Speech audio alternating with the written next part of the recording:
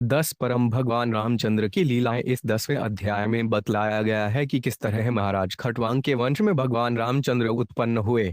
इसमें भगवान के कार्यकलापों का भी वर्णन हुआ है, जिसमें रावण को मारकर अपनी राजधानी अयोध्या लौटना भी सम्मिलित है। महाराज खटवांग के पुत्र दीर्घबाहु थे और उनके पुत्र रघु हुए। रघु के पुत्र अज थे और अज के पुत्र दशरथ थे, जिनके पुत्र थे भगवान श्री रामचंद्र। जब भगवान इस धरा पर अपने पूर्ण चतुर्व्यूह श्वास रामचंद्र, लक्ष्मण, भरत तथा शत्रुघ्न समेत अवतरित हुए तो वाल्मीकि जैसे परम सत्य के वेत्ताओं ने उनकी दिव्य लीलाओं का वर्णन किया। श्रील शुकदेव गोस्वामी ने संक्षेप में इन लीलाओं का वर्णन किया है। भगवान रामचंद्र ने विश्वामित्र के साथ जाकर मारीच जैसे राक्षसों को हताहत किया।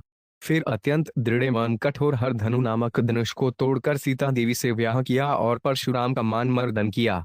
फिर अपने पिता की आज्ञा का पालन करने के लिए बेल लक्ष्मण तथा सीता सहित जंगल में चले गए। वहां उन्होंने शूर्पणखा को नाक काटी और खरदूषण जैसे रावण के पार्षदों का वध किया। रावण द्वारा सीता का अपहरण इस असुर के दुर्भाग्य का सूत्रसाध बना। जब मारीच ने स्वर्ण मृग का रूप धारण किया तो सीता देवी को प्रसन्न करने के लिए भगवान रामचंद्र उस मृग को लाने गए, किंतु इसी बीच में भगवान की अनुपस्थिति का लाभ उठाकर रावण सीता जी को हर ले गया। सीता देवी का हरण होने पर भगवान रामचंद्र लक्ष्मण समेत जंगल में उनकी खोज करते रहे। खोज करते करते उनकी भेंट जटायु से हो गई। तत्पश्चात भगवान ने असुर कबन तथा सेनापति बाली को मारा और सुग्रीव से मैत्री स्थापित की। बानरों की सेना बनाकर तथा उनके साथ समुद्र तट पर पहुंचकर भगवान ने साक्षात समुद्र के आगमन की प्रतीक्षा की, किंतु उसके न आने पर भगवान समुद्र के राजा पर क्रुद्ध हुए। तब समुद्र दौड़ दौड़ आया, उनकी शरण ग्रहण की और उनकी हर प्रकार से सहायता की। तब भगवान ने समुद्र पर सेतु बांधना चाहा और विभीषण की सलाह पर उन्होंने रावण को राजधानी लंका पर आक्रमण कर दिया। इसके पूर्व भगवान के नित्यदास हनुमान ने लंका में आग लगा दी थी और अब लक्ष्मण की सहायता से भगवान रामचंद्र की सेना ने सारे राक्षस सैनिकों का वध कर डाला। तन भगवान ने स्वयं रावण को मारा। मंदोदरी तथा अन्य पत्नियां रावण के लिए शौ करने लगीं और भगवान रामचंद्र के आदेशानुसार विभीषण ने परिवार के समस्त मृतकों का दाह संस्कार किया। तत्पश्चात भगवान रामचंद्र ने विभीषण को लंका पर राज्य करने का अधिकार सौंपा और उसे दीर्घायु भी दी। भगवान ने अशोक वाटिका से सीता देवी का उद्धार किया और उन्हें पुष्पक विमान में चढ़ाकर वे अपनी राजधानी अयोध्या ले गए, जहां उनके भाई भरत ने उनका स्वागत किया। जब भगवान रामचंद्र अयोध्या में प्रविष्ट हुए तो भरत उनकी खड़ाऊं ले आए। विभीषण और सुग्रीव चवर तथा पंखा पकड़े थे, हनुमान छाता ताने थे, शत्रुघ्न भगवान का धनुष तथा 2 तरकस लिए थे और सीता देवी पवित्र स्थानों से लाए गए जल से पूर्ण एक जलपान लिए थीं। अंगद ने तलवार ले रखी थी, ऋषक्षराज जाम्बवंत ढाल लिए थे। जब भगवान रामचंद्र लक्ष्मण तथा सीता देवी समेत अपने सभी परिजनों से मिले तो वशिष्ठ महामुनि ने उन्हें राजा के रूप में सिंहासन प्रदान किया। यह अध्याय अयोध्या में भगवान रामचंद्र के राज्य के संक्षिप्त वर्णन के साथ समाप्त होता है। श्री शुकदवाच खटवाड़ आदि बाहुष्ण रघुस्तस्मात् पूर्वा अजस्ततु महाराजस्तस्मार्षर्धो 5 भवत। 1। शुकदेव गोस्वामी ने कहा, महाराज खटवांग का पुत्र दीर्घबाहु हुआ और उसके पुत्र विख्यात महाराज रघु हुए। महाराज रघु से अज उत्पन्न हुए और अज से महापुरुष महाराज दशरथ हुए। तस्यापि भगवानेश साक्षाहुहाम यौहरि अशांशेन चतुर्धागात पुत्रत्वान् प्रार्थित सुरह राम लक्ष्मण भरत शत्रुघ्ना इति संज्ञया। 2। देवताओं द्वारा प्रार्थना करने पर भगवान परम सत्य अपने अंश तथा अंशों के भी अंश के साथ साक्षात प्रकट हुए। उनके पवित्र नाम थे राम, लक्ष्मण, भरत तथा शत्रुघ्न। ये विख्यात अवतार महाराज दशरथ के पुत्रों के रूप में 4 स्वरूपों में प्रकट हुए। तात्पर्य: भगवान रामचंद्र तथा उनके भाई लक्ष्मण, भरत एवं शत्रुघ्न ये सभी जीव तत्व न होकर विष्णु तत्व हैं। भगवान अनेकानेक रूपों में अपना विस्तार करते हैं। अद्वैतम अच्युतम अनाद्य अनंत रूपम। यद्यपि वे सभी एक ही हैं, किंतु विष्णु तत्व के अनेक रूप एवं अवतार होते हैं, जैसा कि ब्रह्म संहिता में 5.39 पुष्टि की गई है। रामादिमूर्तिषु कलान्यमेन तिष्ठन् भगवान अनेक रूपों में विद्यमान हैं, यथा राम, लक्ष्मण, भरत तथा शत्रुघ्न, और ये रूप उनकी सृष्टि के किसी भी कोने में स्थित हो सकते हैं।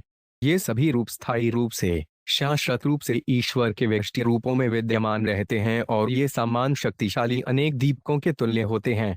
भगवान रामचंद्र, लक्ष्मण, भरत तथा शत्रुघ्न ये सभी विष्णु तत्व होने के कारण समान शक्तिशाली हैं। देवताओं के प्रार्थना करने पर ये महाराज दशरथ के पुत्र बने। तस्य अनुचरितां राजनुषिभिस्तत्त्वदर्शिभिः श्रुतां हि वर्णितां भूरि त्वया सीताप्तेर्मुहुः। 3।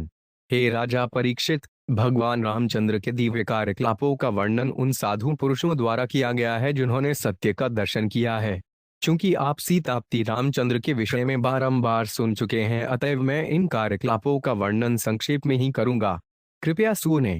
तात्पर्य: आधुनिक राक्षस जो डॉक्टरेट डिग्रीधारी होने के कारण अपने को उन्नत रूप से शिक्षित मानते हैं, उन्होंने यह सिद्ध करने का प्रयास किया है कि रामचंद्र भगवान ना होकर सामान्य व्यक्ति हैं। किंतु जो विद्वान हैं और आध्यात्मिक ज्ञान से युक्त हैं, वे ऐसे मतों को कभी स्वीकार नहीं करेंगे। वे तो उन तत्वदर्शियों द्वारा प्रस्तुत किए गए भगवान रामचंद्र एवं उनके कार्यकलापों के वर्णनों को ही स्वीकार करेंगे जो परम सत्य को जानते हैं। भगवद्गीता 4.34 में भगवान उपदेश देते हैं, तद विधि प्रणिपातेन परिप्रश्नेन सेव्या उपदेक्ष्यन्ति ते ज्ञानिनस्तत्त्वदर्शिन।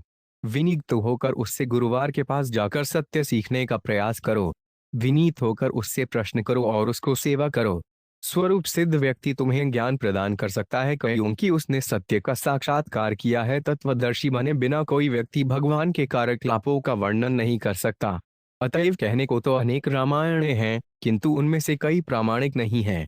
कभी कभी भगवान रामचंद्र के कार्यकलापों का वर्णन अपनी कल्पना, चिंतन या भौतिक भावों के आधार पर किया जाता है, किंतु रामचंद्र जी की विलक्षणताओं को काल्पनिक मानकर उनका वर्णन नहीं करना चाहिए। भगवान रामचंद्र की कथा का वर्णन करते समय शुकदेव गोस्वामी ने महाराज परीक्षित को बतलाया, आपने भगवान रामचंद्र के कार्यकलापों के विषय में पहले से सुन रखा है, अतएव स्पष्ट है कि 5000 वर्ष पूर्व भी रामचंद्र की अनेक कथाएं या रामायणें थीं और अब भी अनेक हैं। किंतु हमें केवल तत्वदर्शियों द्वारा लिखित कथाओं को चुनना चाहिए, ज्ञानिनस्तत्त्वदर्शिनः। ऐसे तथाकथित पंडितों की किताबों को नहीं जो डॉक्टरेट डिग्री के आधार पर ज्ञानी होने का दावा करते हैं। यह शुकदेव गोस्वामी द्वारा दी गई चेतावनी है। ऋषिभिस्तत्त्वदर्शिन। यद्यपि वाल्मीकि रचित रामायण एक विशाल ग्रंथ है, किंतु इन्हीं कार्यकलापों को शुकदेव गोस्वामी ने थोड़े से श्लोकों में सार रूप में प्रस्तुत किया है। गुर्वर्थे त्यक्तराज्यो व्यासरनुवमन पद्मदूभ्य प्रियाया पानिस्पर्शा क्षमाभ्याम उजित पत्रुजो यो हरीन्द्रानुजाभ्याम व्यारूप्या शूर्पणख्या प्रिय विरहरूषारोपित भ्रुविजयम त्रस्ताथि बद्ध सेतु खल्लद्वध्वन कुसलेन्द्रडूफतान। 4। अपने पिता के वचनों को अक्षत रखने के लिए भगवान रामचंद्र ने तुरंत ही राजपद छोड़ दिया और अपनी पत्नी सीता देवी के साथ एक जंगल से दूसरे जंगल में अपने उन चरण कमलों से घूमते रहे जो इतने कोमल थे कि वे सीता की हथेलियों का स्पर्श भी सहन नहीं कर सकते थे। भगवान के साथ उनके अनुज लक्ष्मण तथा वानरों के राजा हनुमान या एक अन्य वानर सुग्रीव भी थे। ये दोनों जंगल में घूमते हुए राम लक्ष्मण की थकान मिटाने में सहायक बने। शूर्पणखा की नाक तथा कान काटकर उसे कुरूप बनाकर भगवान सीता देवी से बिछुड़ गए। अतएव वे अपनी भौहें तान कर क्रुद्ध हुए और सागर को डराया, जिसने भगवान को अपने ऊपर से होकर पुल बनाने की अनुमति दे दी। तत्पश्चात भगवान रावण को मारने के लिए दावानल की भांति उसके राज्य में प्रविष्ट हुए। ऐसे भगवान रामचंद्र हम सबों की रक्षा करें। विश्वामित्राध्वरे यहन मारीचाद्यान्यशाचरा पश्चितो लक्ष्मण सैभत्ता नरतपूर्वा। 75। अयोध्या नरेश भगवान रामचंद्र ने विश्वामित्र द्वारा संपन्न किए गए यज्ञ के क्षेत्र में नेक राक्षसों तथा असभ्य पुरुषों का वध किया जो तमोगुण से प्रभावित होकर रात में विचरण करते थे। ऐसे रामचंद्र जिन्होंने लक्ष्मण की उपस्थिति में इन असुरों का वध किया, हमारी रक्षा करने की कृपा करें। यो लोकवीर समितो धनुराश्मुग्रन सीता स्वयं नवग्रहे तृष्टोपनीतम आदाय बाल गजलीर 108 सजीकृता नूप विकृष्य बभंगण मध्य 6 जित्वानुरूप गुणशील वयोहि 5 दुरूपासीताभिदाखे मूरस्य भेलब्धमानाम मार्गव्रजन भूगुप्ते वंयत प्ररुद्धन दर्प महिमकृत स्त्रीराजबीजाम। 7। हे राजन, भगवान रामचंद्र की लीलाएं हाथी के बच्चे के समान अत्यंत अद्भुत थीं। उस सभावन में जिसमें सीता देवी को अपने पति का चुनाव करना था, उन्होंने इस संसार के वीरों के बीच भगवान शिव के धनुष को तोड़ दिया। यह धनुष इतना भारी था कि इसे 300 व्यक्ति उठाकर लाए थे, लेकिन भगवान रामचंद्र ने इसे मोड़कर डोरी चढ़ाई और बीच से उसे वैसे ही तोड़ डाला जिस तरह हाथी का बच्चा गन्ने को तोड़ देता है।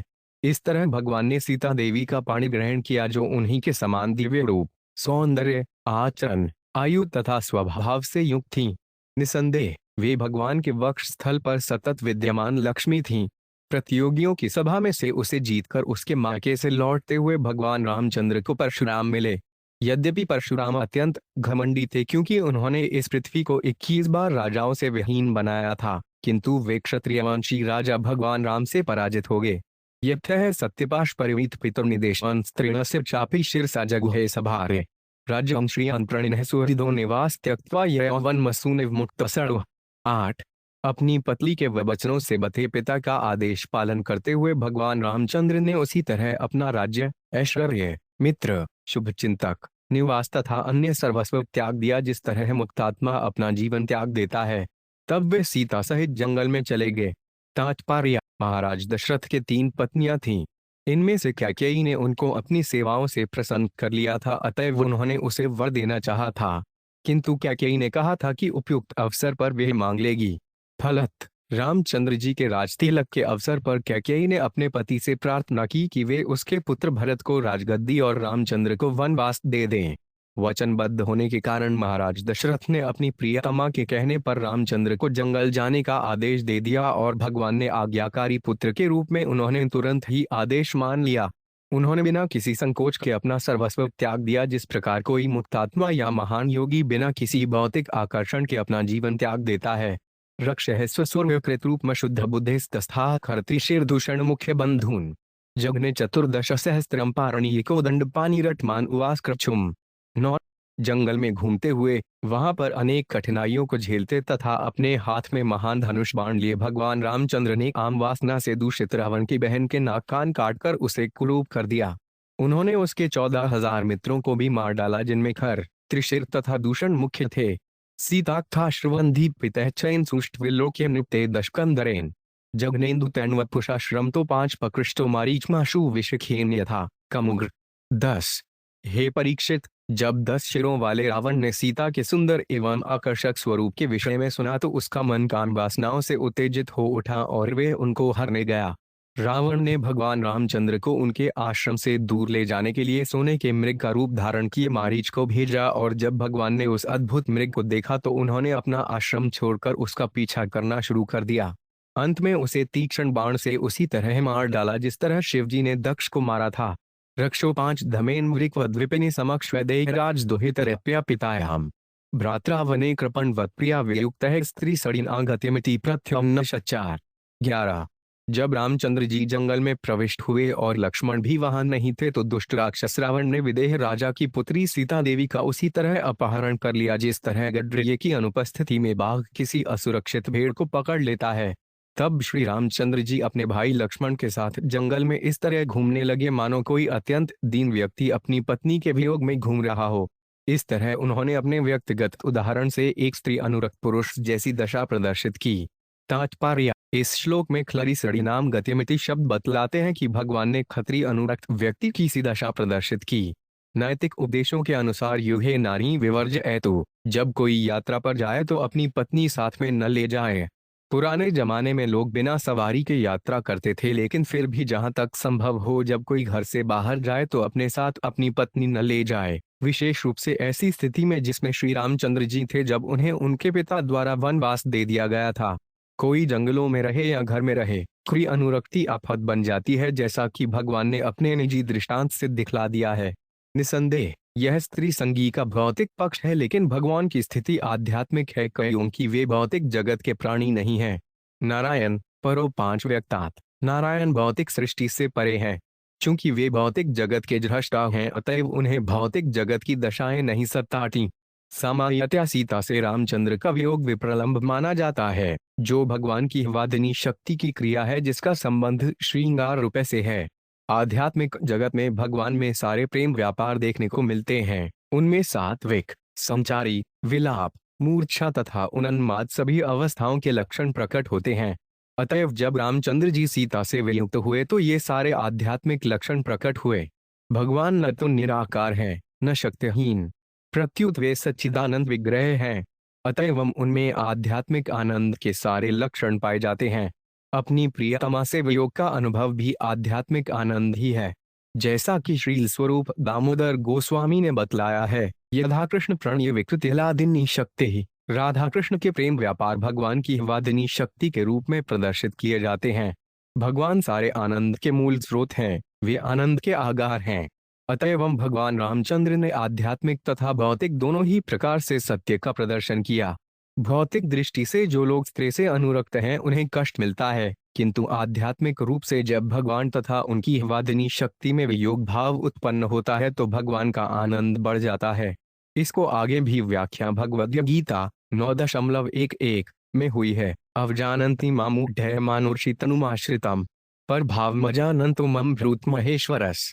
जो व्यक्ति भगवान की आध्यात्मिक शक्ति को नहीं जानता वे उन्हें सामान्य मानव प्राणी मानता है, लेकिन भगवान के मन, बुद्धि तथा इंद्रियां कभी भी भौतिकता से प्रभावित नहीं होती। स्कंद पुराण में इसकी विशद व्याख्या मिलती है, जिसका संदर्भ मध्वाचार्य ने दिया है। नित्य पूर्ण सुख ज्ञान स्वरूप 500 यतो विभु अतेन स्वयं इत्याख्यातस्य दुख कुत्त पाचन वप्पी तथापि लोक शिक्षार्थम दो खो दुखवर्तिवत अन्वर्हिता लोकश्यासी वागासीत स्मरत्रिव ज्ञापनार्थ पुनर्नित्य संबंध है स्वाट्यन श्रिया अयोध्याया विनिर्गंचन निर्वलोकस्य चेशर प्रत्यक्ष चुषिया सार्ध जगामानादिरव्यय नक्षत्र मास गणितांत्रयोदश सत्रकम ब्रह्मलोक संचक्रे समस्त कृतिमंडलम यो रामो रामेति सर्वेषाम अथवत्तदा सर्वोत्तमो लोको यदा रामस्त्वय पाल्यत। उस्तुत रावण द्वारा सीता का अपहरण असंभव था। रावण द्वारा हरी गई सीता माया सीता थी, सीता देवी का भ्रामक स्वरूप। जब सीता की अग्नि परीक्षा हुई तो यह माया सीता भस्म हो गई और असली सीता अग्नि से बाहर आ गई। इस उदाहरण से एक दूसरी शिक्षा यह मिलती है कि इस जगत में कोई स्त्री कितनी ही बलवती क्यों ना हो, उसको संरक्षण प्रदान किया जाना चाहिए, अन्यथा असुरक्षित होने पर उसे रावण जैसा राक्षस भगा ले जाएगा। इस श्लोक में आगत वैदेहराज दुहित्री शब्द सूचित करते हैं कि भगवान रामचंद्र से ब्याहे जाने के पूर्व सीता जी अपने पिता वैदेहराज द्वारा सुरक्षित थीं और विवाह हो जाने पर उन्हें अपने पति का संरक्षण प्राप्त था। अतएव हम इस निष्कर्ष पर पहुंचते हैं कि स्त्री की सुरक्षा सदैव होनी ही चाहिए। वैदिक नियमानुसार स्त्री के स्वतंत्र असक्षम होने की संभावना नहीं है, क्योंकि वे स्वतंत्र रूप से अपनी रक्षा नहीं कर सकती। दशद्वात्मक तहत कृत्यमहन का बंधन सख्यन विधायक हृदय ताग्य बुधवात वालिनी हतिप्लव गेंद्र सैने दशवेलाम गात्स्म अनुजो 5 जब्बार चिताड़धी 12। भगवान रामचंद्र जी ने, जिनके चरण अकमल ब्रह्मा जी तथा शिव जी द्वारा पूजित हैं, मनुष्य का रूप धारण किया था। अतएव उन्होंने जटायु का दह संस्कार किया, जिसे रावण ने मारा था। तत्पश्चात भगवान ने कबंध नामक असुर को मारा और वानर राजों से मैत्री स्थापित करके बाली का वध किया तथा सीता देवी के उद्धार की व्यवस्था करके वे समुद्र के तट पर गए। तात्पर्य: जब रावण ने सीता का अपहरण किया तो मार्ग में पक्षीराज जटायु ने उसको रोका, किंतु शक्तिशाली रावण ने युद्ध में जटायु को परास्त कर दिया और उसका पंख काट दिया। जब रामचंद्र जी सीता को खोज कर रहे थे तो जटायु उन्हें मरणासन अवस्था में मिला, जिसने जानकारी दी कि सीता जी को रावण ले गया है। जब जटायु मर गया तो रामचंद्र जी ने दाह संस्कार करके पुत्र का कर्तव्य निभाया और तब सीता का उद्धार करने के उद्देश्य से वानरों को अपना मित्र बनाया। यद्रोष विभ्रम विवृत कटाक्षपाद संभांतन क्रम अक्रो भयगीर्ण घोष सिंधु शिरस्थरैण परिगृहा रूपी पदारविंद मुक्गम्य बभाषे तो। 13। समुद्र तट पर पहुंचकर भगवान रामचंद्र ने 3 दिन तक उपवास किया और वे साक्षात समुद्र के आने की प्रतीक्षा करते रहे। जब समुद्र नहीं आया तो भगवान ने अपनी क्रोध लीला प्रकट की और समुद्र पर दृष्टिपात करते ही समुद्र के सारे प्राणी, जिनमें घड़ियाल तथा मगर सम्मिलित थे, भय के मारे उद्विग्न हो उठे।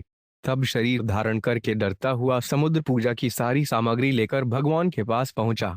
उसने भगवान के चरण अकमलों पर गिरते हुए इस प्रकार कहा: नत्वा बयन जड्ढ्यन उविदाम भूमन कूटस्थमादि पुरुषान जगतामधीशम यत् सत्वतः सुरगणारज सह प्रजेशा मयोश्व भूतपत्तः सभवाणियोनेश। 14। हे सर्वव्यापी परम पुरुष, हम लोग मंदबुद्धि होने के कारण यह नहीं जान पाए कि आप कौन हैं, किंतु अब हम जान पाए हैं कि आप सारे ब्रह्मांड के स्वामी, अक्षर तथा आदि परम पुरुष हैं। देवता लोग सत्वगुण से, प्रजापति रजोगुण से तथा भूतों के ईश तमोगुण द्वारा अंधे हो जाते हैं, किंतु आप इन समस्त गुणों के स्वामी हैं। तात्पर्य: जड्ढ्य शब्द पशु बुद्धि का सूचक है। ऐसी बुद्धि वाला व्यक्ति भगवान को नहीं समझ सकता। पशु बिना मार खाए मनुष्य के अभिप्राय को नहीं समझ सकता। इसी प्रकार जो जड़ बुद्धि हैं वे भगवान को नहीं समझ पाते, किंतु तीनों गुणों के द्वारा बुरी तरह प्रताड़ित होने पर वे भगवान को समझने लगते हैं। किसी हिंदी कवि का कथन है: दुख में सब हरि भजे, सुख में भजे न कोड़। सुख में जो हरि भजे, दुख काहे कोड़। दुखी होने पर वह मंदिर या गिरजाघर में भगवान को पूजने जाता है, किंतु ऐश्वर्यवान होने पर भगवान को भूल जाता है। अतएव भौतिक प्रकृति द्वारा मानव समाज को दंडित करना भगवान के लिए अनिवार्य है, क्योंकि इसके बिना मनुष्य अपनी मंद बुद्धि के कारण भगवान की श्रेष्ठता को भूल जाते हैं। काम प्रयाहि जहि विश्रवसु पांचवमेहं त्रिलोकथ रावणम वाणो हि वीर पत्नी मु बदनी हि सेतु में ते यश सो वित्ततः गायन्ति दिग्विजनो यमुपेते भूपा। 15। हे प्रभु, आप इच्छानुसार मेरे जल का उपयोग कर सकते हैं। निसंदेह आप इसे पार करके उस रावण की पुरी में जा सकते हैं जो उपद्रवी है और तीनों जगतों को रुलाने वाला है। वह विश्रवा का पुत्र है, किंतु मूत्र के समान तिरस्कृत है। कृपया जाकर उसका वध करें और अपनी पत्नी सीता देवी को फिर से प्राप्त करें। हे महान वीर, यद्यपि मेरे जल के कारण आपको लंका जाने में कोई बाधा नहीं होगी, लेकिन आप इसके ऊपर पुल बनाकर अपने दिव्य यश का विस्तार करें। आपके इस अद्भुत असामान्य कार्य को देखकर भविष्य में सारे महान योद्धा तथा राजा आपकी महिमा का गान करेंगे। तात्पर्य, कहा जाता है कि पुत्र तथा मूत्र एक ही स्रोत जनेंद्रिय से निकलते हैं। जब पुत्र भगवत भक्त या बड़ा विद्वान होता है तो पुत्र जन्म के लिए वीर्य स्खलन सार्थक होता है, किंतु यदि वे अयोग्य हुआ और अपने कुल का नाम रोशन नहीं करता तो वह मूत्र के ही तुल्य व्यर्थ होता है। यहाँ पर रावण की उपमा मूत्र से दी गई है, क्योंकि वह तीनों लोकों में उपद्रव कराने वाला था। इस तरह देहधारी समुद्र ने इच्छा व्यक्त को कि भगवान उसको मारें। भगवान रामचंद्र का एक गुण है उनकी सर्वशक्तिमत्ता। भगवान चाहें तो भौतिक अवरोधों या असुविधाओं को परवाह न करते हुए कर्म करें, किंतु यह सिद्ध करने के लिए कि वे ईश्वर हैं और ईश्वर के तौर पर मात्र विज्ञापित नहीं हुए थे या जनादेश पर निर्वाचित नहीं हुए थे, उन्होंने समुद्र के ऊपर एक अद्भुत पुल का निर्माण कराया। आजकल किसी ऐसे कृत्रिम ईश्वर को खड़ा करने का फैशन बन चुका है जो कोई असामान्य कार्य नहीं कर सकता। मूर्ख व्यक्ति थोड़े से जादू से ही चमत्कृत होकर कृत्रिम ईश्वर चुन बैठता है, क्योंकि वह यह नहीं जानता कि ईश्वर कितना शक्तिशाली होता है। किंतु भगवान रामचंद्र ने पत्थरों को तैराकर समुद्र पर पत्थर का पुल बनवाया। यह प्रमाण है ईश्वर की असाधारण अद्भुत शक्ति का। ऐसे किसी भी व्यक्ति को जो सामान्य व्यक्ति के द्वारा न संपन्न हो सकने वाले असामान्य कार्य को करके अपनी असाधारण शक्ति प्रदर्शित न कर दे, उसे ईश्वर क्यों माना जाए।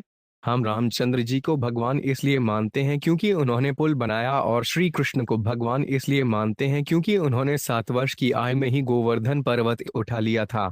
हमें जिस किसी धूर्त को ईश्वर या ईश्वर का अवतार नहीं मान लेना चाहिए, क्योंकि ईश्वर अपने विविध कार्यकलापों में विशिष्ट विलक्षणताएं प्रकट करता है।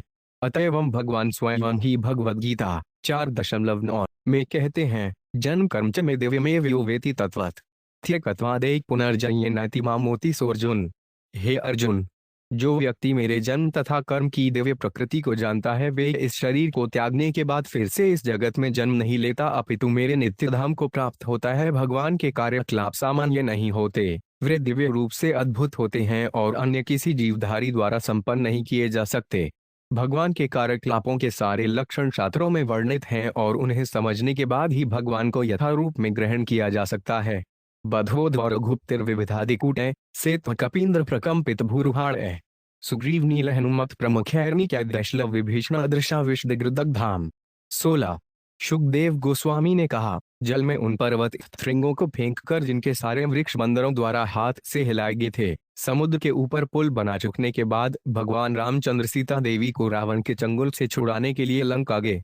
रावण के भाई विभीषण की सहायता से भगवान सुग्रीव, नील, हनुमान इत्यादि वानर सैनिकों के साथ रावण के राज्य लंका में प्रविष्ट हुए, जिसे हनुमान ने पहले ही भस्म कर दिया था। तात्पर्य, बंदर सैनिकों ने वृक्षों से ढके बड़े बड़े पर्वत श्रृंगों को लाकर समुद्र में फेंका, जो ईश्वर की परम इच्छा से तैरने लगे। भगवान की इच्छा से ही आकाश में अनेक बड़े बड़े ग्रह रुई के फाहों के समान भारहीन बनकर तैरते हैं, तो फिर महान पर्वत श्रृंगों को जल में तैरने में कौन सी कठिनाई होगी। यह भगवान की सर्वशक्तिमत्ता है। वे जो भी चाहे कर सकते हैं, क्योंकि वे भौतिक प्रकृति के अधीन नहीं है, प्रत्युत प्रकृति ही उनके वश में है। मयाध्यक्षेन प्रकृति सुयते सचराचरम, मेरे ही निर्देशानुसार प्रकृति कार्य करती है। ब्रह्म संहिता में 5.52 भी ऐसी ही जानकारी प्राप्त है। यस्याज्ञया भ्रमति समधृत काल चक्रो गोविंदयादिये उरुष्वंत भजामि।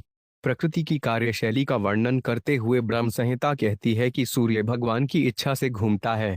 अतएव भगवान रामचंद्र के लिए हिंद महासागर के ऊपर उन बंदर सैनिकों की सहायता से जो बड़े बड़े पर्वत श्रृंगों को लाकर जल में फेंक रहे थे पुल बनाना तनिक भी आश्चर्यजनक नहीं है। यह केवल इसीलिए अद्भुत लगता है क्योंकि इस भगवान रामचंद्र के नाम तथा यश को अमरत्व प्रदान किया है। सावानरेंद्र ब्लरुद विहार कोष्ठ श्रीद्वार गोपुर सदोव लभिवेट बड्डुआ निर्भज मांधिषण ध्वजयम कुंभ श्रीधाट का गचकिलह दिनीव घूर्णा 97। लंका में प्रवेश करने के बाद सुग्रीव, नील, हनुमान आदि वानर सेनापतियों के नेतृत्व में वानर सैनिकों ने सारे विहार स्थलों, उनके गोदामों, खजानों, महलों के द्वारों, नगर के फाटकों, सभा भवनों, महल के छज्जों और यहाँ तक कि कबूतर घरों में अधिकार कर लिया। जब नगरी के सारे चौराहे, चबूतरे, झंडे तथा गुंबदों पर रखे सुनहरे गमले ध्वस्त कर दिए गए तो समूची लंका नगरी उस नदी के सदृश प्रतीत हो रही थी जिसे हाथियों के झुंड ने मथ दिया हो। रक्षहतिस्तद्वलोक्य निकुंभ कुंभ धृतनाक्ष दुर्पक्षुरांत कनरांत का दीन पुत्र प्रतमतिका युवी कंपनादीन सर्वानुगान समहिनोदत कुंभकर्णम 18। जब राक्षसपति रावण ने वानर सैनिकों द्वारा किए जा रहे उपद्रवों को देखा तो उसने निकुंभ, कुंभ, धृतराक्ष, दुर्मुख, सुरांतक, नरांतक तथा अन्य राक्षसों एवं अपने पुत्र इंद्रजत को भी बुलवाया। तत्पश्चात उसने प्रहस्त, अतिकाय, विकंपन को और अंत में कुंभकर्ण को बुलवाया। इसके बाद उसने अपने सारे अनुयायियों को शत्रुओं से लड़ने के लिए प्रोत्साहित किया। ता यातुधान प्रतनाम से शूल चाप प्रासरी शक्ति श्रतोम्र खड़गद दुर्गाम सुग्रीव लक्ष्मण अमृत सुत गंधमाद नीलाड दर्क्षण सादि भिरन्वितो 5 गाथ 19। लक्ष्मण तथा सुग्रीव, हनुमान, गंधमाद, नील, अंगद, जाम्बवंत तथा पनस नामक वानर सैनिकों से घिरे हुए भगवान रामचंद्र ने उन राक्षस सैनिकों पर आक्रमण कर दिया जो विविध ध्वजय हथियारों से यथा तलवारों, भालों, बाणों, त्रासों, रिश्तियों, शक्ति बाणों, खड़गों तथा तुमरों से सज्जित थे। तिर्नीक पर रघुप्तेर भिपत्य सर्वे दुंदवरूथ में पतिर्थाश्वयोत जलनुरा में गिरिग्देश शुभिरदाद्या सीताभिमर्शह तमल रावणेशान 20। अंगद तथा रामचंद्र के अन्य सेनापतियों ने शत्रुओं के हाथियों, पैदल सैनिकों, घोड़ों तथा रथों का सामना किया और उन पर बड़े बड़े वृक्ष, पर्वत श्रृंग, गदा तथा बाण फेंके। इस तरह श्री रामचंद्र जी के सैनिकों ने रावण के सैनिकों को जिनका सौभाग्य पहले ही लुट चुका था मार डाला क्योंकि सीता देवी के क्रोध से रावण पहले ही ध्वस्त हो चुका था। तात्पर्य भगवान रामचंद्र ने जंगल में जितने सैनिकों की भर्ती की वे बंदर थे और उनके पास रावण के सैनिकों से लड़ने के लिए समुचित साज सामान न था क्योंकि रावण के सैनिकों के पास आधुनिक युद्धाज थे जबकि बंदरों के पास फेंकने के लिए पत्थर, पर्वत श्रृंग तथा वृक्ष थे। केवल भगवान रामचंद्र और लक्ष्मण कुछ बाण चला रहे थे किंतु क्योंकि रावण के सैनिक माता सीता के शाप से ध्वस्त हो चुके थे अतएव सारे बंदर उन्हें केवल पत्थर एवं वृक्ष चलाकर मारने में समर्थ हो सके। बल 2 प्रकार का होता है, दैव तथा पुरुषाकार। दैव बल अध्यात्म से प्राप्त किया जाता है और पुरुषाकार बल अपनी बुद्धि तथा शक्ति से प्राप्त किया जाता है। अध्यात्म बल भौतिकतावादी बल से सदैव श्रेष्ठ होता है। भगवान की कृपा पर अवलंबित होकर मनुष्य को अपने शत्रु से युद्ध करना चाहिए भले ही वे आधुनिक हथियारों से युक्त क्यों न हो। इसीलिए कृष्ण ने अर्जुन को आदेश दिया मामनुस्मर युद्धश्च, मेरा चिंतन करके युद्ध करो। हमें शत्रु से अपनी शक्ति भर लड़ना चाहिए किंतु विजय पाने के लिए भगवान पर आश्रित रहना चाहिए। रक्षपति स्वबलनष्ठिम वेशे रुष्ट आयुर्यन क्रमधाभिसार रामम स्वहसन्ने दयंती मातलिनोपनीते विश्वाजमान महन निश्चित है क्षुरप्रेइकेस। तत्पश्चात जब राक्षसराज रावण ने देखा कि उसके सारे सैनिक मारे जा चुके हैं तो वे अत्यंत क्रुद्ध हुआ। अतएव वह अपने विमान में सवार हुआ जो फूलों से सजाया हुआ था और रामचंद्र जी की ओर बढ़ा जो इंद्र के सारथी मातलिन द्वारा लाए गए तेजस्वी रथ पर आसीन थे। तब रावण ने भगवान रामचंद्र पर तीक्ष्ण बाणों की वर्षा की। रामस्तमः पुरुषाद पुरीशयनः कांतास्म क्षमस्ता पहता अवत्ते त्यक्त त्रिप्रसे फल मगध जुगुप्सितस्य यच्छामि काले कर्तुर्लड्य वीरे 22। भगवान रामचंद्र ने रावण से कहा, तुम मानवभाषियों में अत्यंत गहित हो। निस्संदेह तुम उनकी विष्ठा तुल्य हो। तुम कुत्ते के समान हो क्योंकि वे घर के मालिक के न होने पर रसोई से खाने की वस्तु चुरा लेता है। तुमने मेरी अनुपस्थिति में मेरी पत्नी सीता देवी का अपहरण किया है। इसलिए जिस तरह यमराज पापी व्यक्तियों को दंड देता है उसी तरह मैं भी तुम्हें दंड दूंगा। तुम अत्यंत नीच, पापी तथा निर्लज्ज हो। अतएव आज मैं तुम्हें दंड दूंगा क्योंकि मेरा वार कभी खाली नहीं जाता। तात्पर्य नाकनु दैवात पर बलम, कोई भावी बल दिव्य शक्ति से पार नहीं पा सकता। रावण इतना पापी तथा निर्लज्ज था कि उसे इसका पता ही नहीं था कि रामचंद्र की हरादिनी शक्ति माता सीता का अपहरण करने का क्या फल होगा। यही राक्षसों का अवगुण है। असत्यम अप्रतिष्ठिते जगदाहुर्निशरम। राक्षसों को इसका ज्ञान ही नहीं है कि भगवान सृष्टि के शासक हैं। वे सोचते हैं कि सब कुछ संयोगवश उत्पन्न हुआ है और उसका न तो कोई शासक या राजा है न नियंता। इसीलिए वे स्वतंत्र होकर स्वेच्छा से कर्म करते हैं और इस हद तक पहुंच जाते हैं कि लक्ष्मी जी तक का अपहरण कर बैठते हैं। रावण की यह नीति किसी भी भौतिकतावादी के लिए अत्यंत घातक है। निसंदेह इससे भौतिकतावादी सभ्यता का विनाश होता है। तो भी नास्तिक लोग राक्षस हैं, अतः वे घृणित से घृणित कर्म करते हैं जिसके लिए वे अवश्य ही दंडित होते हैं। धर्म भगवान के आदेशों से युक्त है, अतः जो भी इन आदेशों का पालन करता है वही धर्मी है। जो भगवान के आदेशों का पालन नहीं करता वह अधर्मी है और उसे दंडित होना पड़ता है। एवं कृपन धनुषी संचित मुक्त ससर्ज बाणान सवज्मय तद्युद्यन विभेद सो पांच सुगमन श्रम खैरी तद्विमाना द्वाहेति जलपति जने सुकृति वृक्ष तेज। इस प्रकार रावण को थिक्कारने के बाद भगवान रामचंद्र ने अपने धनुष पर बाण रखा और रावण को निशाना बनाकर बाण छोड़ा जो रावण के हृदय में बगे के समान भरेद गया। इसे देखकर रावण के अनुयायियों ने चिल्लाते हुए तुमुल ध्वनि की, हाय हाय क्या हो गया, क्योंकि रावण अपने 10 मुखों से रक्त बमन करता हुआ अपने विमान से उसी तरह नीचे गिर पड़ा जिस प्रकार कोई पुण्यात्मा अपने पुण्यों के चुक जाने पर स्वर्ग से पृथ्वी पर आ गिरता है। तात्पर्य भगवद गीता 9.21 में कहा गया है, क्षीणे पुण्यम त्रिलोक विशंति। जब पुण्यों के फलों का क्षय हो जाता है तो स्वर्ग का भोग करने वाले पुण्य पृथ्वी पर आ गिरते हैं। इस जगत के सकाम कर्म ऐसे हैं कि कोई चाहे पुण्य करे या पाप, उसे इसी संसार के भीतर भिन्न भिन्न अवस्थाओं में रहना होता है, क्योंकि पाप या पुण्य के द्वारा बारंबार जन्म मृत्यु की माया के चंगुल से छूटा नहीं जा सकता। रावण को किसी तरह समस्त ऐश्वर्यों से युक्त महान साम्राज्य का राजपद मिल गया था, किंतु सीता देवी का अपहरण जैसा पाप कर्म करने के कारण उसके सारे पुण्य कर्मों के फल विनष्ट हो गए थे। यदि कोई किसी महापुरुष का, विशेष रूप से भगवान का अपमान करता है तो वह निसंदेह अत्यंत अधम हो जाता है और अपने पुण्य कर्मों के फल से विरहित होकर रावण तथा अन्य राक्षसों की भांति नीचे गिर जाता है।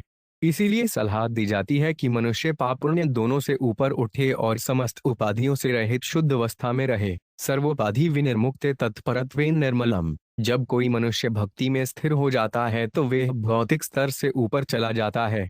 भौतिक स्तर पर उच्च तथा निम्न दशाएं होती हैं, किंतु भौतिक स्तर से ऊपर होने पर मनुष्य आध्यात्मिक स्थिति में सदैव स्थिर रहता जाता है। सगुणांसयति तैतान ब्रह्मभूयाय कल्पते।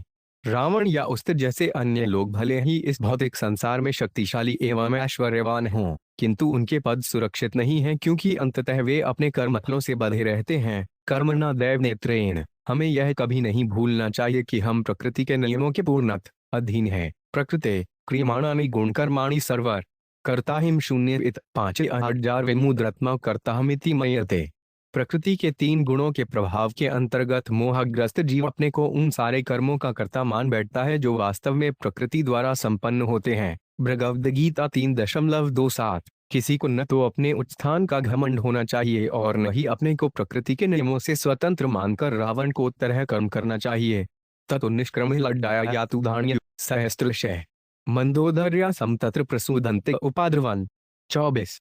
तत्पश्चात वह ये सारी स्त्रियां जिनके पति युद्ध में मारे जा चुके थे रावण की पत्नी मंदोदरी के साथ लंका से बाहर आईं।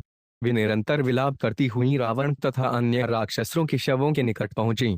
स्वान स्वान बंधून परेश्वज लक्ष्मणे शुभिर्दितानु रुरुदु सुस्वरम दीनाग्नंथ्य आत्मान मात्मना। 25। लक्ष्मण के बाणों द्वारा मारे गए अपने अपने पतियों के शौक में अपनी छाती पीटती हुई स्त्रियों ने अपने अपने पतियों का आलिंगन किया और फिर वे कारुणिक स्वर में रोदन करने लगी जो हर एक को द्रवित करने वाला था। हा संवयन नाथ लोक रावण रावण कंपनी या क्षरण लड्डा त्वद्विहीना परादिता। 26। हे नाथ, हे स्वामी, तुम अन्यों की मुसीबत की प्रतिमूर्ति थे, अतएव तुम रावण कहलाते थे, किंतु अब जब तुम पराजित हो चुके हो हम भी पराजित हैं, क्योंकि तुम्हारे बिना इस लंका के राज्य को शत्रु ने जीत लिया है। बताओ न अब लड्ढा किसकी शरण में जाएगी। तात्पर्य रावण की पत्नी मंदोदरी तथा अन्य पत्नियां भली भांति जानती थीं कि रावण कितना क्रूर व्यक्ति है। रावण शब्द का अर्थ ही है जो अन्यों को सताता है। रावण निरंतर अन्यों को मुसीबत में डालता रहा, किंतु जब उसके पापकृत्यों की पराकाष्ठा सीता देवी को कष्ट देने तक पहुंच गई तो वे भगवान रामचंद्र द्वारा मार डाला गया। नवे वेद महाभाग भवान काम वशंगत है तेजो पांच भवान सीताया यह नीतो दशा में 27। हे परम सौभाग्यवान, तुम काम वासना के वशीभूत हो गए थे, अतएव तुम सीता देवी के प्रभाव तेज को नहीं समझ सके। तुम भगवान रामचंद्र द्वारा मारे जाकर सीता जी के शाप से इस दशा को प्राप्त हुए हो। तात्पर्य ऐसा नहीं है कि केवल सीता देवी ही शक्तिशाली थी, अपितु कोई भी स्त्री सीता देवी के पद चिन्हों पर चलकर ऐसी ही शक्तिशाली बन सकती है। वैदिक साहित्य के इतिहास में ऐसे अनेक उदाहरण मिलते हैं। जहां भी हम आदर्श सती स्त्रियों का वर्णन पाते हैं, सीता जी का नाम उसमें अवश्य मिलता है। रावण की पत्नी मंदोदरी भी परम सती थी। इसी प्रकार द्रौपदी भी 5 उच्च सतियों में से एक है। जिस प्रकार मनुष्य को ब्रह्मा नारद जैसे महापुरुषों का अनुसरण करना चाहिए, उसी प्रकार हर स्त्री को भी सीता, मंदोदरी, द्रौपदी जैसी आदर्श स्त्रियों के पथ का अनुसरण करना चाहिए।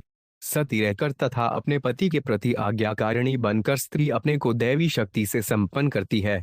यह नैतिक सिद्धांत है कि मनुष्य को मन में पराई खतरी के प्रति विषयवासना की भावना नहीं लानी चाहिए। मातृवत परदारेश, बुद्धिमान मनुष्य को चाहिए कि पराई सखरी को अपनी माता के तुल्य देखे। यही चाणक्य श्लोक का 10 आदेश है। मावृवत परदारेश परद्रवेशुलीष्टवत आत्मवत सर्वभूतेषु यह पश्याति स पंडितः।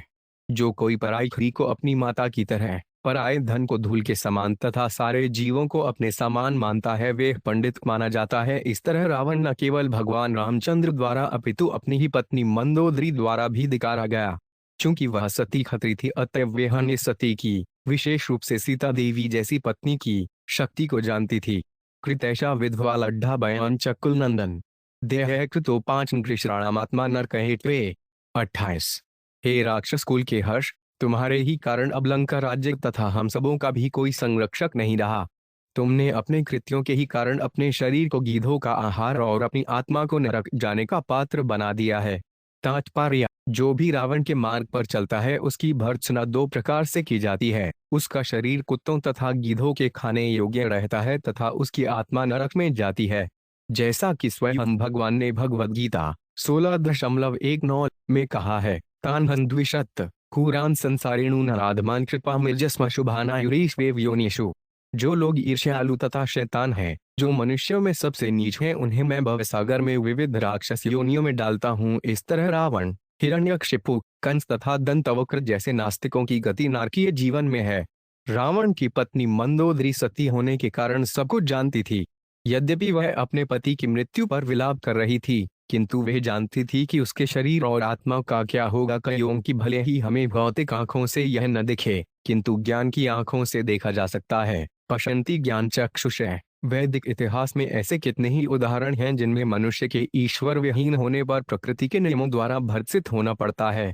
श्री शुकदेवात्स्वान अविभीषणश्चक्रे कौसलेन्द्रानुमोदितः पितृमेध विधानेन दुक्ते सांपरायिकम। 29। श्री सुखदेव गोस्वामी ने कहा, रावण के पवित्र भाई तथा रामचंद्र के भक्त विभीषण को कौशल के राजा भगवान रामचंद्र से अनुमति प्राप्त हो गई तो उसने अपने परिवार के सदस्यों को नरक जाने से बचाने के लिए आवश्यक अंत्येष्टि कर्म संपन्न किए। तात्पर्य, एक शरीर छोड़ने के बाद मनुष्य दूसरे शरीर को प्राप्त करता है, किंतु कभी कभी यदि वे अधिक पापी होता है तो उसे दूसरे शरीर में देहांतरण करने नहीं दिया जाता, जिससे वे प्रेत बन जाता है।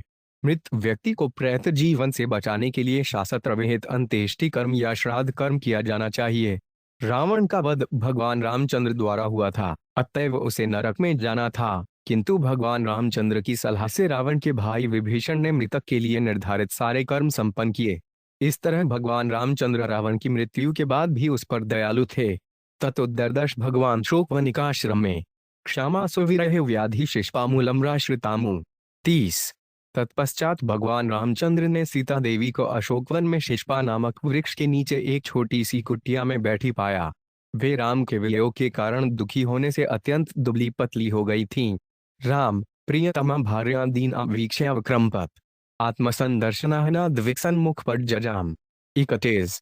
अपनी पत्नी को उस दशा में देखकर भगवान रामचंद्र अत्यधिक दयाद्र हो उठे। जब वे पत्नी के समक्ष आए तो वे भी अपने प्रियतम को देखकर अत्यंत प्रसन्न हुई और उनके कमल सदृश मुख से आह्लाद झलकने लगा।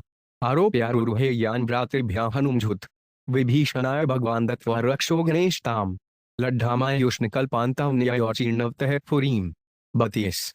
भगवान रामचंद्र ने विभीषण को लंका के राक्षसों पर एक कल्प तक राज्य करने का अधिकार सौंपकर सीता देवी को पुष्प से सज्जित विमान पुष्पक विमान में बैठाया और फिर वे स्वयं उसमें बैठ गए। अपने वनवास की अवधि समाप्त होने पर हनुमान, सुग्रीव तथा अपने भाई लक्ष्मण समेत भगवान अयोध्या लौट आए। अवकीर्यमाण सुकुसुमय लोकपालार्पित है पश्ची उपगीयमान चरित शत्रुत्यादिभिर्मुदा। 33। जब भगवान रामचंद्र अपनी राजधानी अयोध्या लौटे तो मार्ग पर लोकपालों ने उनके स्वागतार्थ उनके शरीर पर सुंदर सुगंधित फूलों की वर्षा की और ब्रह्मा तथा अन्य देवताओं जैसे महापुरुषों ने परम प्रसन्न होकर भगवान के कार्यों का गुणगान किया। गोपुत्र यावकं श्रुत्वा भ्रातॄन् वल्कलाम्बरम् महाकारुणिको 5 तपिरट्ठिलंस्थंडिलेश्यम। 34। अयोध्या पहुंचकर भगवान रामचंद्र ने सुना कि उनकी अनुपस्थिति में उनका भाई भरत गोमूत्र में पकाए जौ को खाता था, अपने शरीर को वृक्षों की छाल से ढकता था, सिर पर जटा बढ़ाए कुशों की चटाई पर सोता था। अत्यंत कृपालु भगवान ने इस पर अत्यधिक सननताप व्यक्त किया। भर्तः प्राप्तमाकर्ण्य पौरामात्य पुरोहितः पादुके शीर्षस्य राम प्रत्युद्यतो 5 ग्रजम नंदिग्रामात्स्य शिबिरात् गीतवादित्रनिस्वनः। 35। ब्रह्मघोषेण चर्महो पठधिर्बहवादिभिः स्वर्णकक्षपताकाभिहमे शिक्रध्वजै रथे। 36। सदश्नुरुक्मसन्नाहभ्यटः पुरट्वर्मभिः श्रेणिभिवारी मुख्याभिर्भूतः शेव पदानुगः। 37। पारमरेष्ठयान्युपदाय पण्यान्युक्यावचनानिचार पराद्योरण्यप्त प्रेम्णा प्रकिलन हृदये क्षण। 38। जब भरत जी को पता चला कि भगवान रामचंद्र अपनी राजधानी अयोध्या लौट रहे हैं तो तुरंत ही वे भगवान की खड़ाऊं अपने सिर पर रखे और नंदीग्राम स्थित अपने खेमे से बाहर आ गए। भरत जी के साथ मंत्री, पुरोहित, अन्य भद्र नागरिक, मधुर गायन करते पेशेवर गवैये तथा वैदिक मंत्रों का उच्च स्वर से पाठ करने वाले विद्वान ब्राह्मण थे। उनके पीछे जुलूस में रथ थे जिनमें सुंदर घोड़े जुते थे जिनकी लगामें सुनहरी रस्सियों की थीं। ये रथ सुनहरी किनारी वाली पताकाओं तथा अन्य विविधाकार प्रकार की पताकाओं से सजाए गए थे। सैनिक सुनहरे कवचों से लैस थे, नौकर पान सुपारी लिए थे और साथ में अनेक विख्यात सुंदर वेश्याएं थीं। अनेक नौकर पैदल चल रहे थे और वे छाता, चाम्मर, बहुमूल्य रत्न तथा उपयुक्त विविध राजसी सामान लिए हुए थे। इस तरह प्रेमानंद से आई हृदय एवं अश्रुओं से पूरित नेत्रों वाले भरत जी भगवान रामचंद्र के निकट पहुंचे और अत्यंत भाव विभोर होकर उनके चरण कमलों पर गिर गए। पादुकेयस्य पुरत प्राजललिबनश्प्यालोचन तमाशिलस्य चिरंदोर्भ्यस्नाप्यर्जनेत्रजयजली। 39। रामो लक्ष्मण सीताभ्यां विप्रेभ्यो यैडः सतं मा तेभ्यः स्वयं नमश्चक्रे प्रजाभिश्च नमस्कृतः। 40। भगवान रामचंद्र के समक्ष खड़ाओं को रखकर भरत जी आंखों में आंसू भरकर और दोनों हाथ जोड़कर खड़े रहे। भगवान रामचंद्र अपनी दोनों भुजाओं में भरत को भरकर दीर्घ काल तक आलिंगन करते रहे और उन्होंने उन्हें अपने आंसुओं से नहला दिया। तत्पश्चात सीता देवी तथा लक्ष्मण के साथ रामचंद्र ने विद्वान ब्राह्मणों तथा परिवार के गुरुजनों को नमस्कार किया। समस्त अयोध्या वासियों ने भगवान का सादर नमस्कार किया। धुन्वंत उत्तराषठ भानपत्ते वीक्ष्य चिरागतम उत्तरा कोसलामालय किरण तुनन ऋतुर्मुदा। 41। अयोध्या के नागरिकों ने अपने राजा को दीर्घकाल के बाद लौटे देखकर उन्हें फूल की मालाएं अर्पित कीं, अपने उत्तरीय वस्त्र, दुपट्टे हिलाए और वे परम प्रसन्न होकर खूब नाचे। पादुके भरतो 5 गृहनाच्याम्रव्यजनोत्तमे विभीषण ससुग्रीव श्वेतचतन मरुत्सुत। 42। धनुर्निषद्राउत शत्रुघ्न सीता तीर्थक मंडलुम अभिभ्रदय खड्गमनहैम चरमर्क्षरानुप। 43। है राजा भरत जी भगवान राम की खड़ाऊं लिए थे, सुग्रीव तथा विभीषण चवर तथा सुंदर पंखा लिए थे, हनुमान सफेद छाता लिए हुए थे, शत्रुघ्न धनुष तथा 2 तरकस लिए थे तथा सीता देवी तीर्थ स्थानों के जल से भरा पात्र लिए थीं। अंगद तलवार लिए थे और ऋक्षराज जाम्बवान सुनहरी ढाल लिए थे।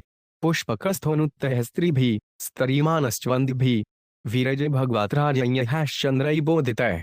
44। हे राजा परीक्षित, अपने पुष्पक विमान पर बैठे भगवान रामचंद्र स्त्रियों द्वारा स्तुति किए जाने पर तथा बंदीजनों द्वारा गुणगान किए जाने पर ऐसे प्रतीत हो रहे थे मानो तारों तथा ग्रहों के बीच चंद्रमा हो। भ्राटनाभिनंदित सुपांच ठसोत्सव प्राविशत पुरीम। प्रविश्य राजभवन गुरुप्लीह स्वमात्रम। 45 गुरुन्वयस्याव्रजान पूजित प्रत्यपूजयत वैदेही लक्ष्मणश्नैव यथावत् समुपेतु। 46 तत्पश्चात अपने भाई भरत द्वारा स्वागत किए जाकर भगवान रामचंद्र एक उत्सव के बीच अयोध्या नगरी में प्रविष्ट हुए।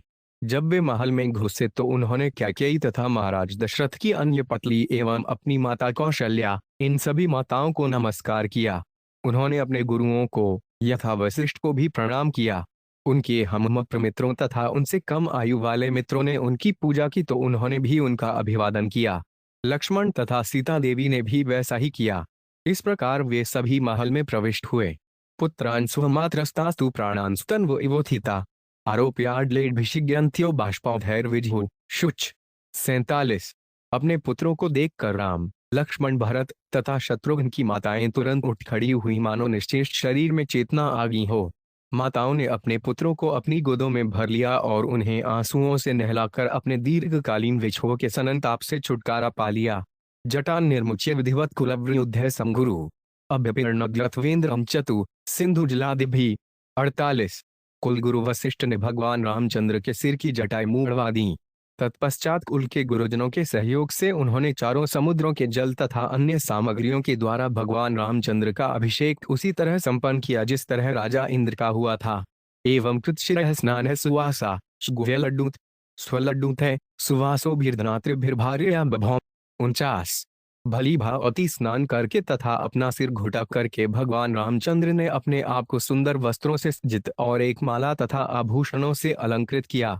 इस प्रकार वे अपने ही सम्मान वस्त्र तथा आभूषण धारण किए अपने भाइयों तथा पत्नी के साथ अत्यंत तेजोमय लग रहे थे। अग्रहिदासन करात्रा प्रणिपत्य प्रसादित प्रजा स्वधर्म निर्ता वर्णाश्रम गुणान्विता जुगो पितृवद्रामो मेनिरे पितरंचरतम। 750 तब भरत की पूर्ण शरणागति से प्रसन्न होकर भगवान रामचंद्र ने राज सिंहासन स्वीकार किया। वे प्रजा की रक्षा पिता की भांति करने लगे और प्रजा ने भी वर्ण तथा आश्रम के अनुसार अपने अपने वृत्ति प्रकार्यों में लगकर उन्हें पितृतुल्य स्वीकार किया। तात्पर्य लोगों को राम राज्य जैसी व्यवस्था प्रिय है और आज भी राजनीतिक लोग कभी कभी राम राज्य नामक दल बना लेते हैं, किंतु दुर्भाग्यवश उन्हें भगवान राम में कोई श्रद्धा नहीं है। कभी कभी कहा जाता है कि लोग ईश्वरहीन राज्य चाहते हैं, किंतु ऐसी महत्वाकांक्षा कभी पूरी होने वाली नहीं है। अच्छी सरकार तभी विद्यमान रह सकती है जब नागरिकों तथा सरकार के मध्य ऐसा ही संबंध हो जैसा कि रामचंद्र तथा उनके नागरिकों ने प्रस्तुत किया। भगवान रामचंद्र ने अपने साम्राज्य पर वैसा ही शासन किया जिस तरह पिता अपनी संतान का पालन करता है, और नागरिकों ने भी रामचंद्र जी की अच्छी सरकार से कृतज्ञ होकर उन्हें पितृतुल्य मान लिया। नागरिकों तथा सरकार के मध्य पिता पुत्र का सहसंबंध होना चाहिए। जब परिवार में पुत्र अच्छा प्रशिक्षण पाते हैं तो वे माता पिता के आज्ञाकारी होते हैं, और जब पिता योग्य होता है तो वे संतानों की अच्छी देखभाल करता है। जैसा कि स्वधर्मनिरता वर्णाश्रम घृणान्विता शब्दों से सूचित होता है, लोग अच्छे नागरिक थे क्योंकि उन्होंने वर्ण तथा आश्रम व्यवस्था स्वीकार की थी, जिसके अनुसार समाज में ब्राह्मण, क्षत्रिय, जैश्य तथा शूद्र नाम के 4 वर्ण तथा ब्रह्मचर्य, गृहस्थ, वानप्रस्थ तथा संन्यास नामक 4 आश्रम होते हैं। यह वास्तविक मानव सभ्यता है। लोगों को विभिन्न वर्णाश्रम धर्मों के अनुसार प्रशिक्षण दिया जाना चाहिए, जैसा कि भगवद गीता 4.13 में पुष्टि की गई है। चातुर्वर्ण्य मया सुष्ठन गुण कर्म विभागशः 4 वर्णों की स्थापना भिन्न गुणों एवं कर्म के अनुसार की जानी चाहिए। अच्छी सरकार का पहला सिद्धांत यह होना चाहिए कि वे इस वर्णाश्रम प्रणाली को लागू करें। वर्णाश्रम का उद्देश्य लोगों को ईश भावना भावित होने के लिए प्रेरित करना है। वर्णाचारवता प्रियषेण पर पुयान विष्णु या आराध्यते। समुची वर्णाश्रम प्रणाली लोगों को वैष्णव बनाने में समर्थ होने के लिए है। विष्णुरस्य देवता। जब लोग विष्णु को भगवान मानकर पूजते हैं तो वे वैष्णव बनते हैं। अतएव लोगों को उसी तरह से वर्णाश्रम प्रणाली के माध्यम से वैष्णव बनने के लिए शिक्षा दी जानी चाहिए, जिस तरह रामचंद्र जी के राज्यकाल में प्रत्येक मनुष्य को वर्णाश्रम प्रणाली का पालन करने के लिए शिक्षित किया जाता था। मात्र कानूनों और अध्यादेशों के बल पर नागरिकों को आज्ञाकारी और कानून पालक नहीं बनाया जा सकता। यह असंभव है। विश्व भर में न जाने कितने राज्य, विधानसभाएं तथा संसदें हैं, फिर भी लोग चोर तथा उच्चके हैं। अतएव अच्छी नागरिकता लादी नहीं जा सकती, अपितु नागरिकों को प्रशिक्षित किया जाना चाहिए। जिस तरह के केमिकल इंजीनियर वकील या अन्य ज्ञान के विभागों में विशेषज्ञ बनने के लिए छात्रों के प्रशिक्षणार्थ स्कूल तथा कॉलेज होते हैं, उसी प्रकार विद्यार्थियों को ब्राह्मण, क्षत्रिय, वैश्य, शूद्र, ब्रह्मचारी, गृहस्थ, वानप्रस्थ तथा सन्यासी बनने को शिक्षा देने के लिए स्कूल तथा कॉलेज होने चाहिए।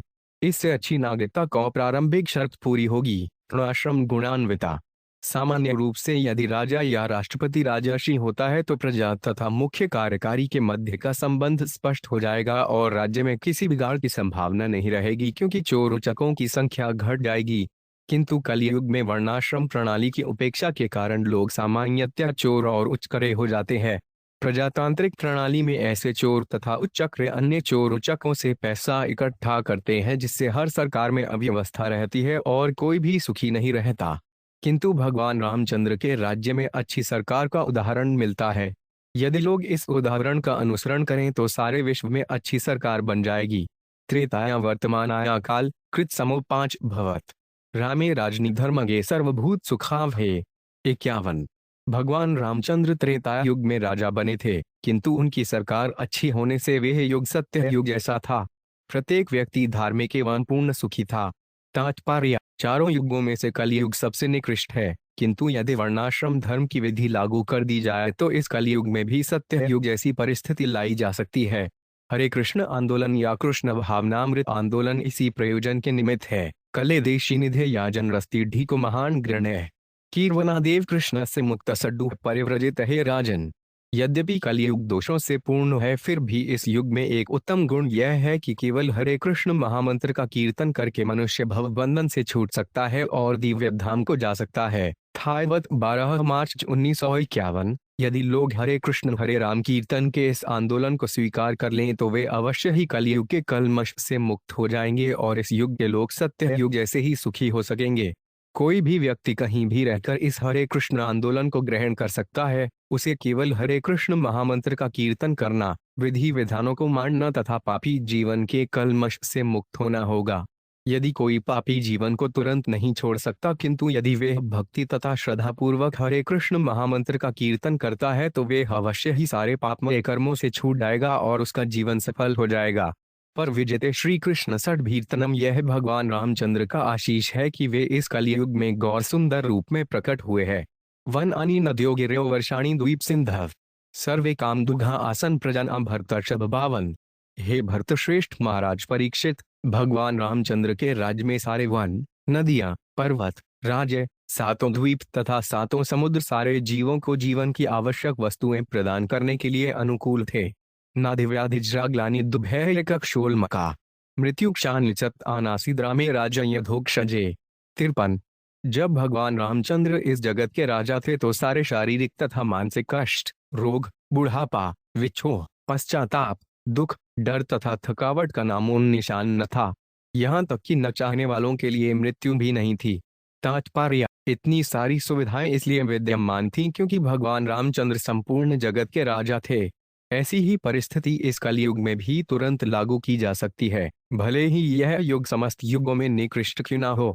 कहा गया है कि कलिकाले नाम रूपे कृष्ण अवतार, कृष्ण जी इस कलयुग में केवल अपने पवित्र नाम हरे कृष्ण हरे राम के रूप में अवतरित होते हैं। यदि हम अपराध रहित होकर कीर्तन करें तो इस युग में राम तथा कृष्ण अब भी उपस्थित है। राम राज्य अत्यधिक लोकप्रिय एवं लाभदायक था और इस कलयुग में भी इस हरे कृष्ण आंदोलन के प्रसार से वैसी ही परिस्थिति तुरंत लाई जा सकती है। एक अपली भव तथरो राजर्पितृत श्रोत्री स्वधर्म गृह में धियन शिक्षयन स्वधमाचरत। 54।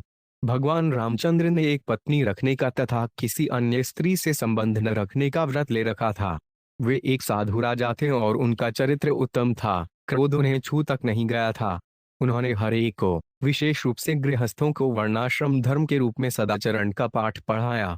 इस तरह उन्होंने अपने निजी कार्यकलापों से सामान्य जनता को शिक्षा दी। तात्पर्य: श्री रामचंद्र जी ने एक पतली त्रत का ज्वलंत उदाहरण प्रस्तुत किया। लोगों को एक से अधिक पत्नी नहीं बनानी चाहिए।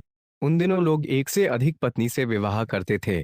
यहाँ तक कि श्री रामचंद्र जी के पिता के भी एक से अधिक पत्नियां थीं, किंतु भगवान रामचंद्र ने आदर्श राजा के रूप में केवल एक पत्नी, सीता देवी, को स्वीकार किया। जब रावण तथा अन्य राक्षसों के द्वारा सीता जी का अपहरण हो गया था तो भगवान रामचंद्र चाहते तो हजारों सीताओं से ब्याह कर सकते थे, किंतु हमें यह शिक्षा देने के लिए कि वे अपनी पत्नी के प्रति कितने निष्ठावान थे, उन्होंने रावण से युद्ध किया और अंत में उसे मार डाला। उन्होंने रावण को दंड दिया और अपनी पत्नी की रक्षा लोगों को यह शिक्षा देने के लिए की कि वे एक पतली व्रत बने। भगवान रामचंद्र जी ने केवल एक पत्नी स्वीकार को और आदर्श चरित्र प्रकट किया। इस तरह उन्होंने गृहस्थों के लिए एक उदाहरण प्रस्तुत किया। गृहस्थों को चाहिए कि भगवान रामचंद्र के आदर्श के अनुसार जीवन बिताएं, जिन्होंने यह दिखलाया कि किस तरह पूर्ण व्यक्ति बना जाए। गृहस्थ होकर या पत्नी तथा बच्चों के साथ रहने की कभी भर्त्सना नहीं को जाति, बशर्ते कि वर्णाश्रम धर्म के सिद्धांतों के अनुसार जीवन व्यतीत किया जाए। जो लोग इन सिद्धांतों के अनुसार जीवन बिताते हैं, वे चाहे गृहस्थ हों या ब्रह्मचारी अथवा वानप्रस्थ, सभी समान रूप से महत्वपूर्ण है। प्रेम्णानुवृत्त्या शीलेन प्रश्रयावन्ता सती भिया ह्याचर भावज्ञा भर्तु सीतावरन्मन। 57। सीता देवी अत्यंत विनीत, आज्ञाकारिणी, लजालु तथा सती थीं और सदा अपने पति के भाव को समझने वाली थीं। इस प्रकार अपने चरित्र एवं प्रेम तथा सेवा से वे भगवान के मन को पूरी तरह मोह सकीं। तात्पर्य: जिस तरह भगवान राम आदर्श पति है, एक पली व्रत, उसी तरह माता सीता आदर्श पत्नी है। ऐसे संयोग से पारिवारिक जीवन अत्यंत सुखी बन जाता है। यद्यद् आचरति श्रेष्ठस्तत्व देवेत्रो जन, महापुरुष जो भी उदाहरण प्रस्तुत करते हैं, सामान्य लोग उसी का अनुसरण करते हैं। यदि राजा, नेता तथा ब्राह्मण शिक्षक जैदिक साहित्य से प्राप्त उदाहरण प्रस्तुत करें तो सारा जगत स्वर्ग बन जाए। निसंदेह इस जगत से नारकोयर दशाओं का नामो निशान मिट जाए।